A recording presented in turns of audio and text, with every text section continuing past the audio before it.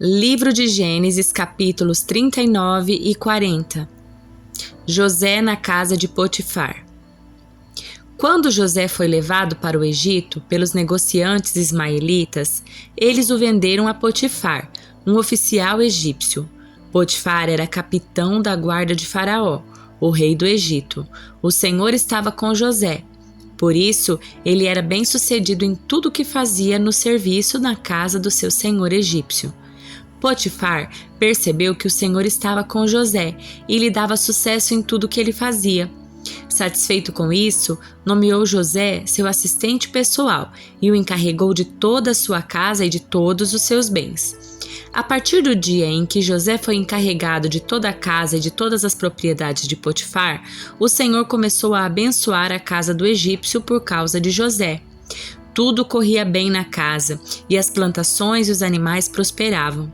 Assim, Potifar entregou tudo o que possuía aos cuidados de José, e tendo-o como administrador, não se preocupava com nada, exceto com o que iria comer. José era um rapaz muito bonito, de bela aparência, e logo a esposa de Potifar começou a olhar para ele com desejo. "Venha e deite-se comigo", ordenou ela. José recusou-se e disse: "Meu senhor me confiou todos os bens da sua casa e não precisa se preocupar com nada. Ninguém aqui tem mais autoridade que eu. Ele não me negou coisa alguma, exceto a senhora, pois é mulher dele. Como poderia eu cometer tamanha maldade? Estaria pecando contra Deus."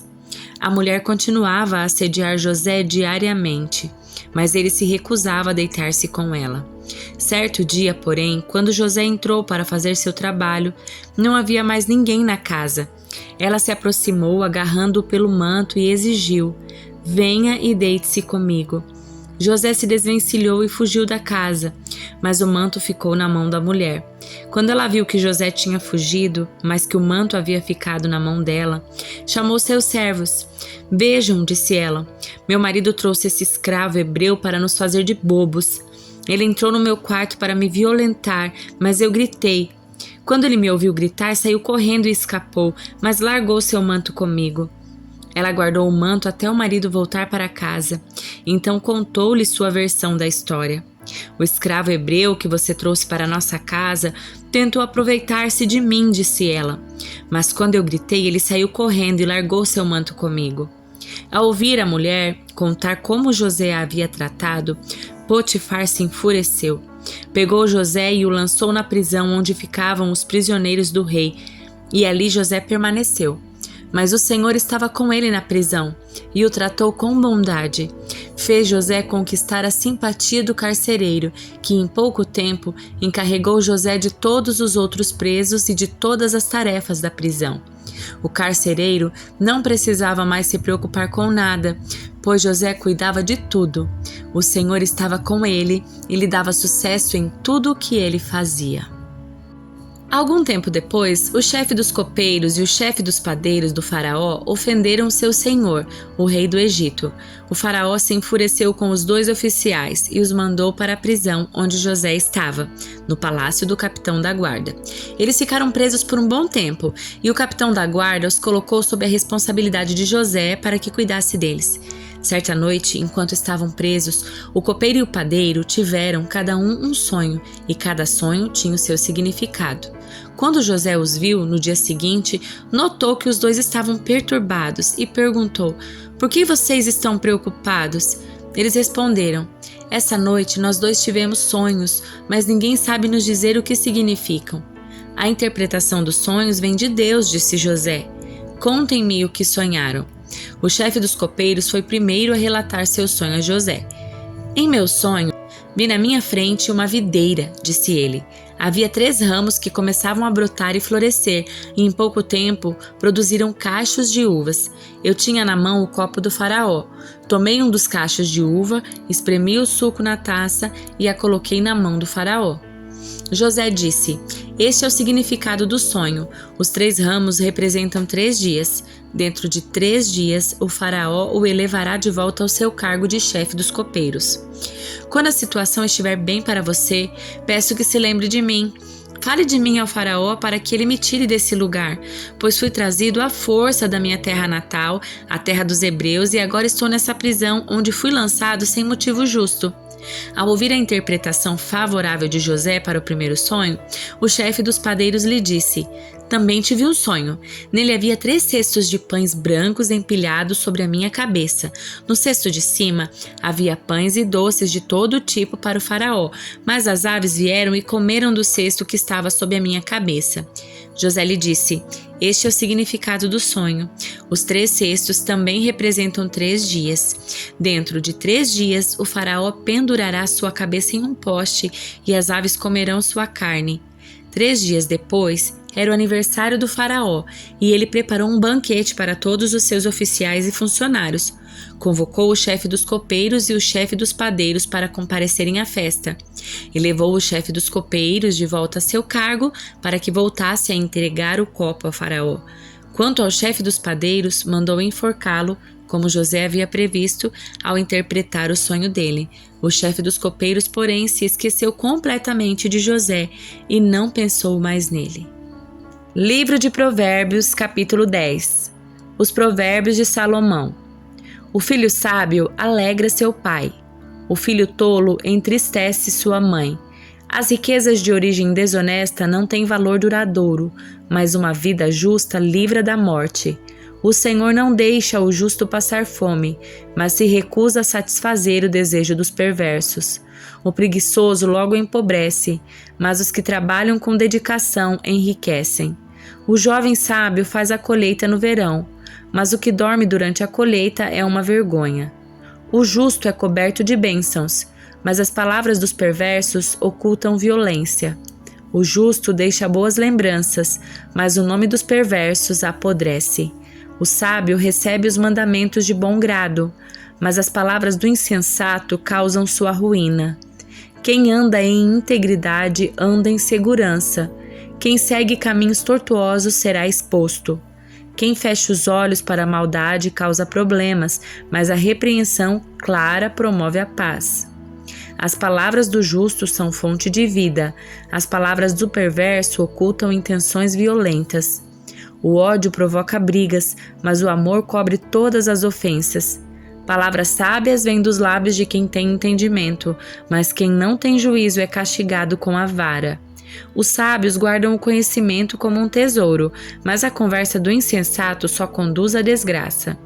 A riqueza do rico é sua fortaleza, a pobreza dos pobres é sua destruição. O salário do justo produz vida, mas o dinheiro do perverso o conduz ao pecado. Quem aceita a disciplina está no caminho da vida, mas o que despreza a repreensão se desvia dele. Quem esconde o ódio se torna mentiroso, e quem espalha calúnias é tolo. Quem fala demais acaba pecando. Quem é prudente fica de boca fechada. As palavras do justo são como a fina prata.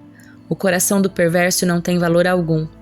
As palavras do justo dão ânimo a muitos, mas os insensatos são destruídos por falta de juízo.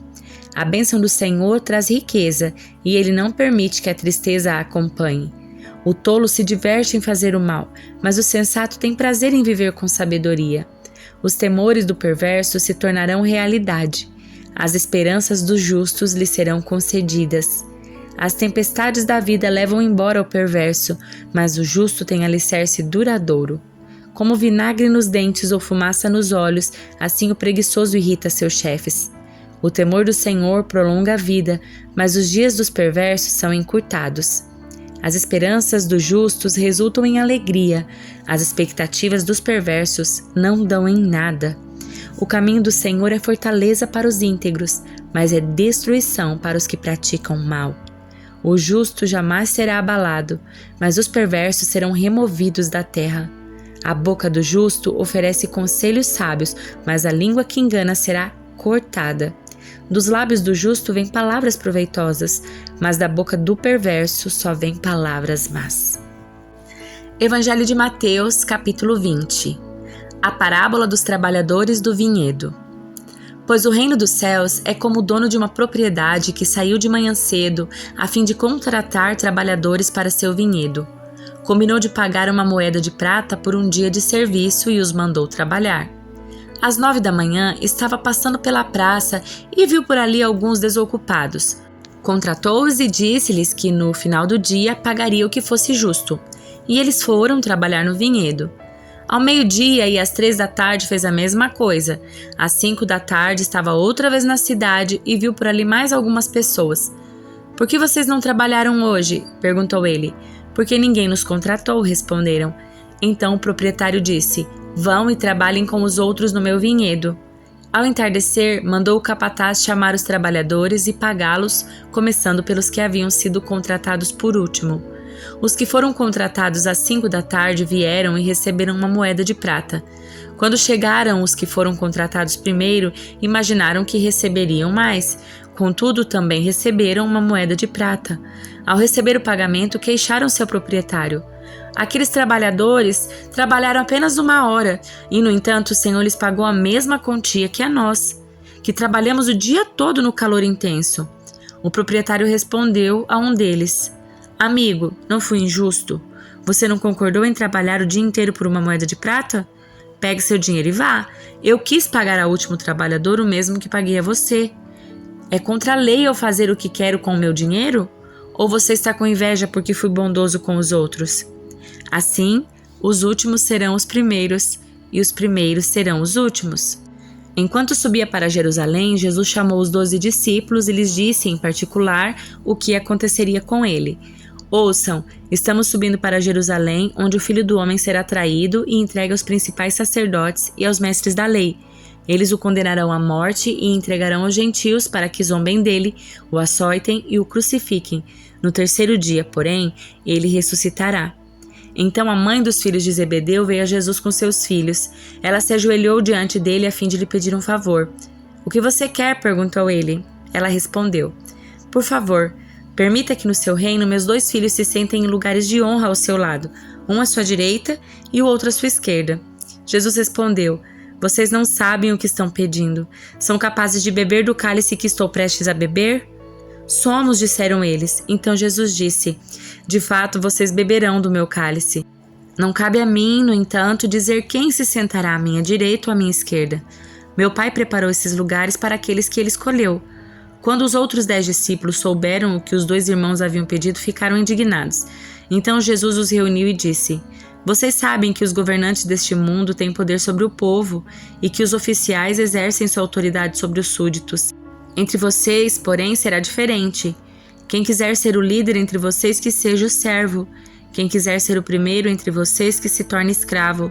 Pois nem mesmo o Filho do Homem veio para ser servido, mas para servir e dar a sua vida em resgate por muitos." Quando Jesus e seus discípulos saíram de Jericó, uma grande multidão os seguiu. 2 cegos estavam sentados à beira do caminho quando souberam que Jesus vinha naquela direção. Então começaram a gritar: "Senhor, filho de Davi, tenha misericórdia de nós." "Calem-se", diziam aos brados os que estavam na multidão. Eles, porém, gritavam ainda mais alto: "Senhor, filho de Davi, tenha misericórdia de nós." Ao ouvi-los, Jesus parou e perguntou: "O que vocês querem que eu lhes faça?" Eles responderam: "Senhor, nós queremos enxergar." Jesus teve compaixão deles e tocou-lhes nos olhos. No mesmo instante, passaram a enxergar e o seguiram.